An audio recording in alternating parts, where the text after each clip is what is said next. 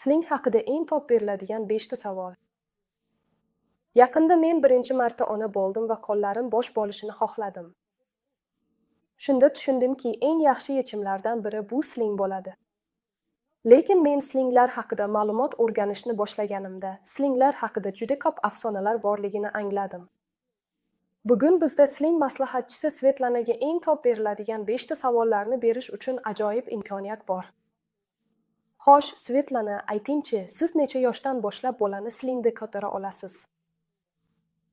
To'liq muddatli, sog'lom, to'liq vaznli chaqaloq tug'ilishdan boshlab slingga joylashtirilishi mumkin. To'liq vaznli deb biz 3 kilogramdan yuqori bo'lgan bolani hisoblaymiz, lekin odatda slingda o'rashni 3,5 kilogramdan boshlash yaxshiroq. Bu yerda shuni ta'kidlash kerakki, yangi tug'ilgan onaga faol va uzoq muddatli slingda ko'tarishni boshlashdan oldin 3-4 hafta dam olish tavsiya etiladi, lekin shu vaqt davomida chaqaloq slingda dada yoki sling buvdada bo'lishi mumkin. Masalan, qachongacha degan savol ko'plab ota-onalarni qiziqtiradi. Aslida esa hech qanday cheklovlar yo'q. Mening qizim hozir 2,2 yoshda, biz hali ham foydalanamiz. Ajoyib. Aytingchi, bir vaqtning o'zida chaqaloqni slingda qancha vaqt ko'tara olasiz? Standart tavsiya 40 dan 60 minutgacha. Ammo agar chaqaloq uxlab qolsa, biz uni ataylab uyg'otmaymiz. Bolaning hayotining birinchi oylarida u 2 soat uxlashi mumkinligi aniq va bu normaldir. Keyin biz uzoqroq tanaffus qilamiz. Va endi eng dahshatli savol. Qabul qiling, chaqalogingiz slingda pastki qismida o'tiradimi? Yo'q, u dumba ustida o'tirmaydi. U orqa tomondan ota-onaga tortiladi. Bu yerda bizga Gennadiy yordam beradi. Gena, keling kamera uchun ishlaymiz. Slingdagi holat qo'lda ushlash holatini takrorlaydi. Xuddi bolani orqasidan o'zingizga bosganingizdek, qo'lim bilan uning tizzalarini fiziologik tarzda to'sdan yuqorida ushlab turaman, lekin pastki qo'limni olib tashlasam ham bola hech qayerga ketmaydi va u havoda osilib qolmaydi. U orqasi bilan menga bosirgan bo'ladi. Slingda ham xuddi shu narsa sodir bo'ladi. Yangi tug'ilgan bolani vertikal holatda ko'tarib yurish juda qo'rqinchli tuyuladi, chunki u boshini ushlab tura olmaydigandek ko'rinadi. Balki uni gorizontal holatda ko'tarib yurish mumkinmi? Shock content. Bola onasining qornida allaqachon 20-haftadan boshlab vertikal holatda bo'ladi. U yerda xuddi og'irliksiz muhit emas, suyuqlik ham shunchalik ko'p emaski, odam bachadon devorlariga tegmaydigan bo'lsa. Shuning uchun u vertikal holatga o'rganib qolgan, balki biz o'rganmagan bo'lishimiz mumkin. Eng asosiysi yodda tutish kerakki, bolani slingda gorizontal holatda ko'tarib yurish aslida mana shu haqiqatan ham xavfli, chunki 4 oylikgacha bu pozitsion asfiksiya, ya'ni bolaning iyagi ko'kragiga bosilib, nafas bo'g'ilishi xavfini tug'diradi.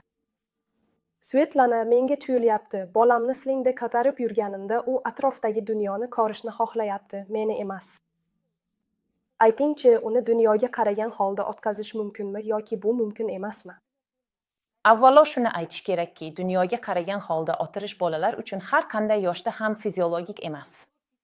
Yaxshi 5-6 oylikgacha bu oddiy, yana xavfli, ya'ni agar kattalar e'tibor bermasa va bola boshini ko'kragiga egib yuborsa, iyagi ko'kragiga bosilib qolsa, pozitsion asfiksiya yuzaga kelishi mumkin va bola hatto halok bo'lishi ehtimoli bor. Lekin shuni tushunishingiz kerakki, bola qancha katta bo'lsa, u shuncha og'irroq bo'ladi va dunyoga qaragan holatda uning tayanch harakat tizimiga tushadigan yuk ham shuncha ortadi. Chunki bu holatda ta'rifga ko'ra biz bolaning umurtqa pog'onasiga yukni yengillashtiradigan fiziologik egri bera olmaymiz, ayniqsa u kattalar qadamlari bilan kuchayganida.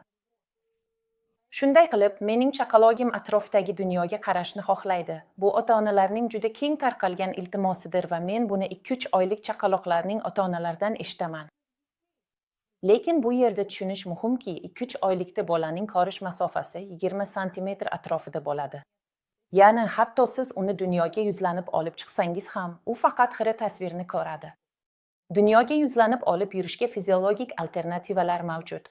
Bu kestirib ko'tarish, masalan, bir xil halqali slingda yoki hatto ergo ryuksakda siz bolani dumbangizga o'rashingiz mumkin yoki orqada ko'tarib yurishingiz mumkin. Bu yerda bola sizning yelkangizdan qaraydi va aslida dunyoga qaraydi. Chunki u sizning harakatingiz yo'nalishiga qaraydi. Ajoyib. Endi xulosa qilaylik. Demak, bola slingda o'zining dumbasida o'tirmaydi. U sling yordamida ota-onaning ko'kragiga mahkamlangan va juda fiziologik holatda bo'ladi.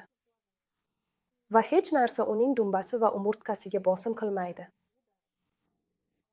Yangi tug'ilgan bolani hech qachon gorizontal holatda, mana shunday beshik holatida ko'tarib yurib bo'lmaydi. Bola faqat tik holatda bo'lishi kerak. Agar biz chaqaloq tashuvchisi haqida gapiradigan bo'lsak, albatta siz uni gorizontal holatda qo'lingizda olib yurishingiz mumkin. Ajoyib. Va eng muhimi, biz bu holatda chaqaloqni hech qachon slingga qo'ymaymiz. Bola slingda faqat shu holatda bo'lishi yoki orqasiga o'ralgan bo'lishi kerak. Katta rahmat. Bu juda qiziqarli, ma'lumotli va eng muhimi foydali bo'ldi.